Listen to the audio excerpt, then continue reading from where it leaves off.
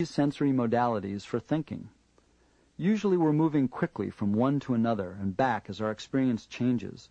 When you notice someone is using one of these modalities for a few moments, you can match his or her thinking style and increase rapport while getting a very good response. It's easy. With the visually specialized thinking style, offer a picture or movie. With the auditory specialized thinking style, offer words, especially in a list. With the feeling thinking style, offer something to do. When she smiles with recognition that someone understands her, you can be sure that what you present will be understood and responded to. A word to the wise. These persuasion techniques can be used to sell almost anything to anyone in the short run. Remember rapport. If you deliberately trick or mislead someone at the level of values, they will seldom have anything to do with you ever again. Life is too short and there are too many opportunities to put relationships in jeopardy.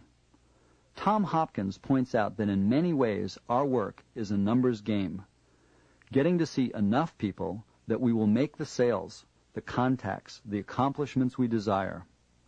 With NLP, you'll be able to more quickly identify those people that will find satisfaction and profit in working with you. There is only one more influential pattern that's a must to learn at this point. It's not a technique. Rather, it supercharges all of the above.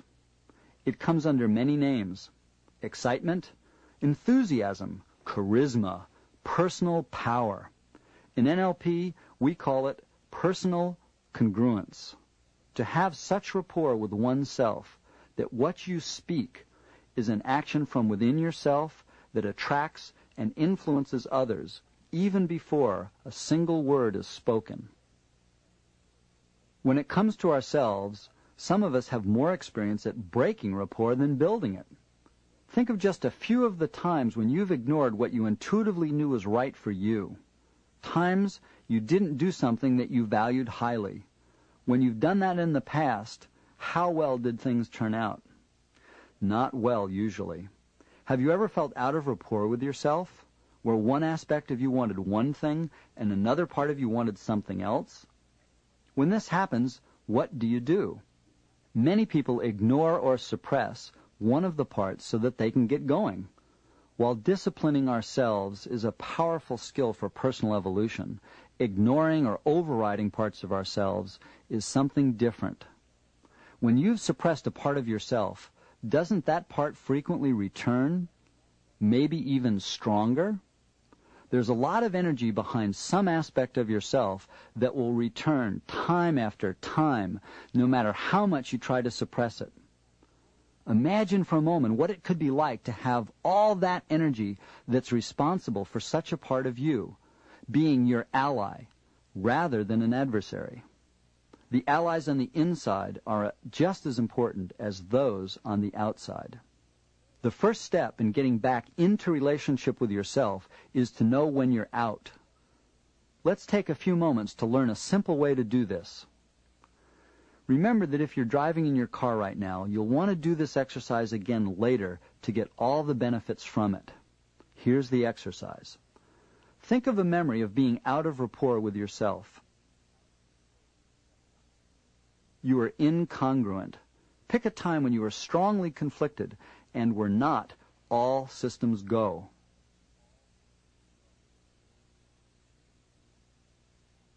When you remember what it is like to be in that situation, notice, what do you see?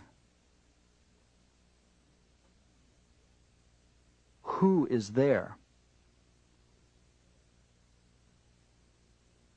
What's going on? What are your choices? What are you saying to yourself, out loud and inside your head?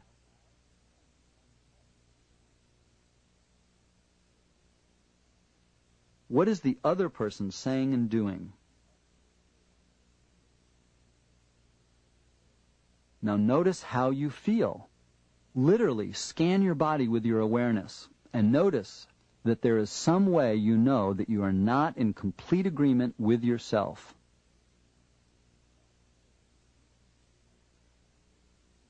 While you may not be able to put words to how exactly you know when you're in conflict in this way, it is important that you can tell and remember what is the feeling or sensation that alerts you to being incongruent. This type of internal conflict is unpleasant and detrimental to your success in any venture. It's like trying to drive your car in one direction with a tow truck pulling in the opposite direction. Some people get the idea that having conflicting parts means that they are disturbed. Not true. Our various, sometimes conflicting parts are evidence of the potentially wide range of behaviors that make us unique and special individuals. It is true that reducing internal conflict improves mental health and over the long run probably physical health as well. The next step is to contrast the experience of inner conflict with the experience of being in rapport with yourself. As before, pick a memory, could be small or it might be large, and recreate it in your mind. When you are in the situation, what do you see? What do you hear? What's happening? How do you feel?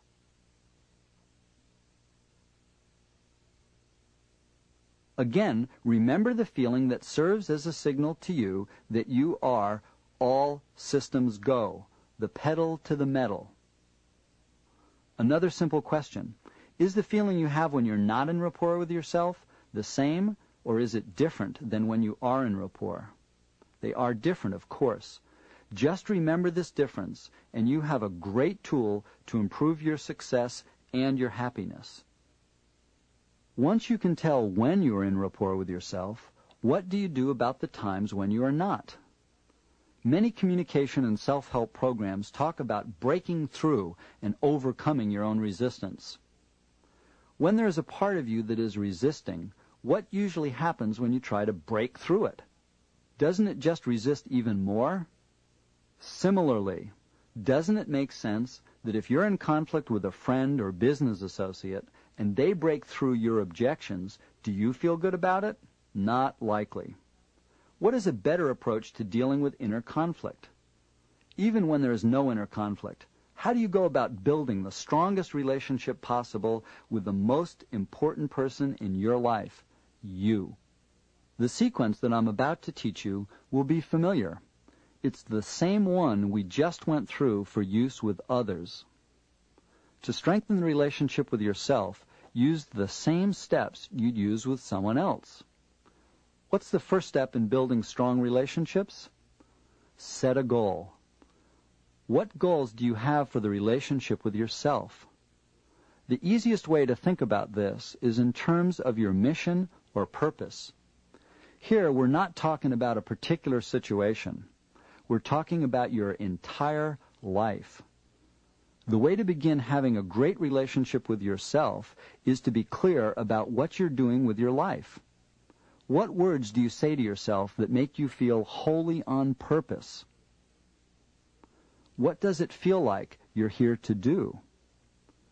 If you know your purpose or mission and align your values and goals with it, life will flow easily. This is certainly ancient wisdom. Be true to yourself. It is sage advice. A second technique for building a strong relationship with yourself is rapport. Notice your internal dialogue.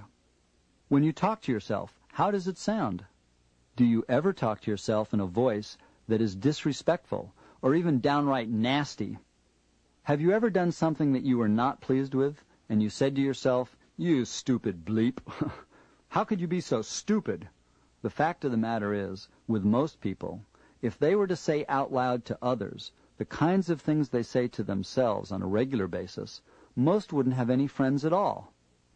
If you ever say nasty things to yourself, it's time you stop.